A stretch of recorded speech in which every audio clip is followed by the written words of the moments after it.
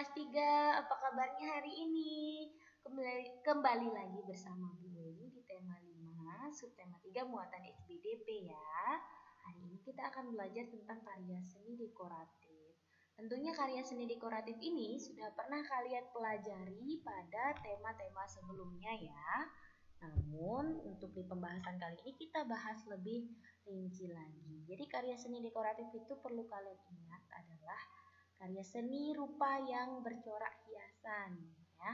Nah, karya seni rupa ini bisa kita temukan pada kertas gambar yang kalian punya di rumah, kain, batik ya, poster, guci atau benda lainnya.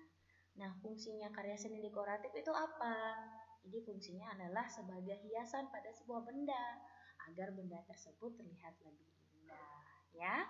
Nah, nanti kita akan bahas tentang 4 unsur karya seni dekoratif. Yang pertama ada unsur garis, ada titik, ada bidang, dan warna. Kalian bisa lihat gambar di sebelah sini ya, ada gambar seorang anak. Ini juga termasuk gambar dekoratif ya.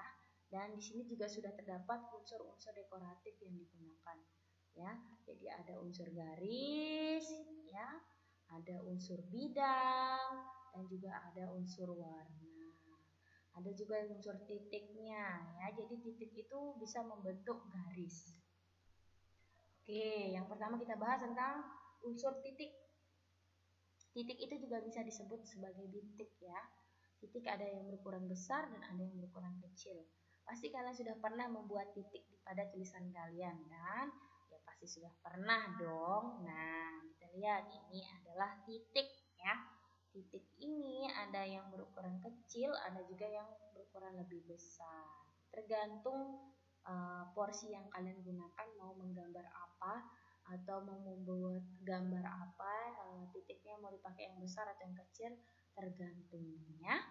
Nah, sekarang kita lihat ada gambar, ada unsur yang kedua yaitu garis. Garis dalam sebuah karya dekoratif itu adalah unsur yang paling penting, di mana garis ini adalah unsur yang paling sering kalian gunakan ya. Kalau kalian membuat karya seni dekoratif pasti garis yang utama yang kalian gunakan. Ada beberapa macam garis. Yang pertama ada garis lurus ya, ini contoh garis lurus. Ada garis gelombang, ada garis lengkung ya. Garis lengkung juga ada bermacam-macam, ada lengkung ke depan, lengkung ke belakang, ke atas, ke bawah, ke samping ya. Nah, kemudian ada garis zigzag juga di sini ya. Nah, itu macam-macam garis ya. Kemudian yang selanjutnya ada bidang. Nah, bidang itu adalah salah satu unsur karya seni dekoratif yang berupa bidang datar seperti persegi, lingkaran, persegi panjang, segitiga, dan sebagainya. Ini yang paling sering kalian temukan ya.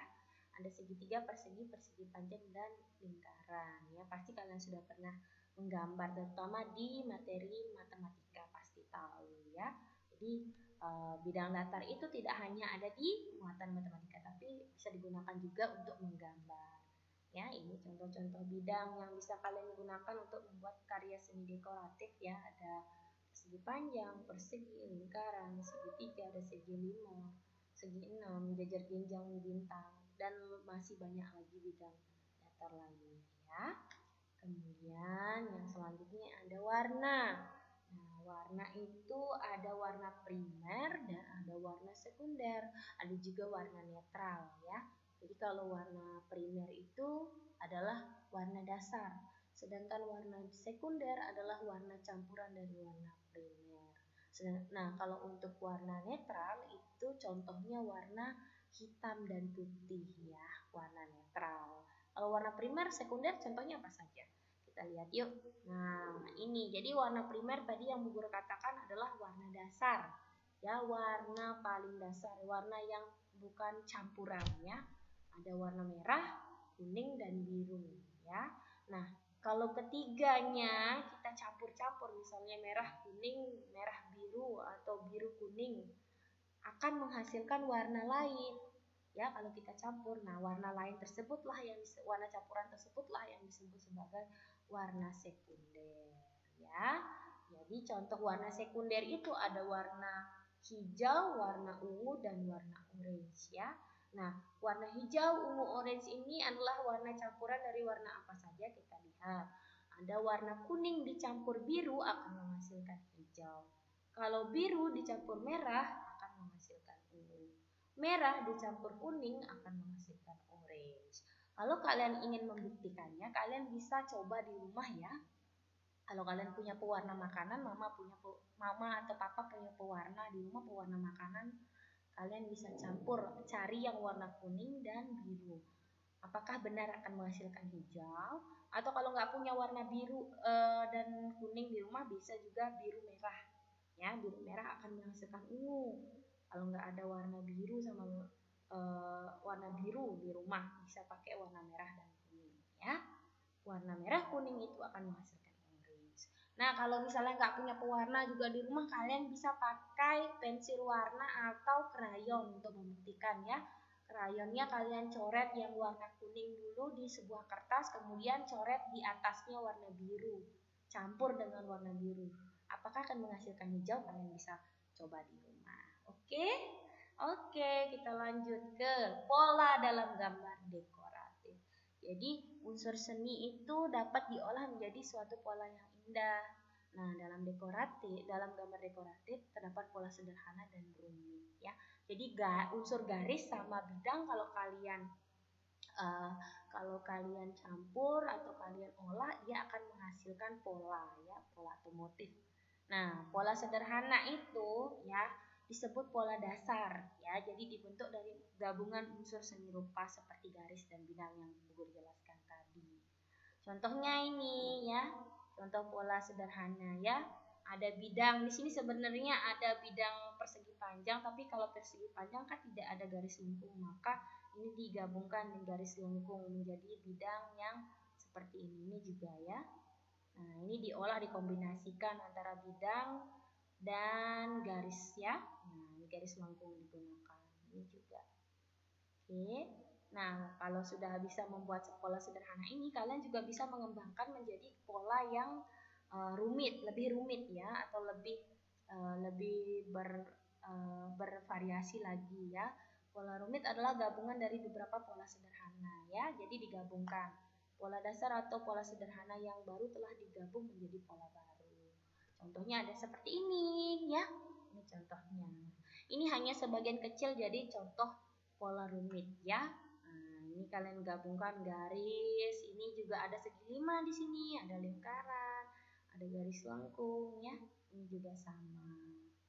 Ya, bisa kalian kembangkan. Kalau kalian tidak bisa membuat yang rumit seperti ini, boleh kalian kreasikan sendiri ya. Gambar dekoratifnya mau buat bunga yang lebih sederhana juga gak apa-apa. Tergantung dengan kemampuan kalian sendiri ya. Oke, kemudian di sini ada contoh kreasi karya dekoratif ya. Nah, ini contohnya. Jadi ini ada tempat pensil yang diberi gambar hiasan karya dekoratif ya. Ini menggunakan kertas ya. Kalian bisa gunakan kalau kalian punya kertas manila atau kertas gambar di rumah, kalian gambar dulu kertas manilanya atau kertas gambarnya dengan gambar dekoratif. Ini gambar dekoratifnya kupu-kupu ya. Nah, di sini juga ada lingkaran, di sini juga ada motif-motif lain, pola-pola lain ya. Digambar, diberi warna, kemudian ditempel pada kaleng bekas ya. Nah, itu tadi tugas kalian di rumah. Oke. Kemudian di sini ada botol yang diberi hiasan dekoratif berupa bidang dan garis dengan cat ya. Ini pakai cat ini buatnya ya, botol. Ini juga karya gerabah diwarnai atau diberi hiasan dekoratif menggunakan cat. Nah, tapi nanti di rumah kalian Bu Guru tugaskan untuk membuat yang seperti ini. Cuma pakai satu kaleng aja ya, jangan banyak kaleng seperti ini, tidak mesti seperti ini, hanya pakai satu kaleng saja. Kemudian gunakan alat dan bahan yang ada di rumah nanti. Oke, kira-kira sekian dulu penjelasan dari Bu Guru untuk materi hari ini. Semoga kalian bisa menyerap materi dengan baik. Kalau kalian masih belum paham dengan materinya, kalian boleh bertanya ke Bapak Ibu gurunya lewat WhatsApp. Ibu gurunya lewat WhatsApp ya. Dan bisa juga membaca rangkuman materi yang sudah Bu Guru kirim. Tugasnya juga sudah ada di rangkuman materi ya. Nanti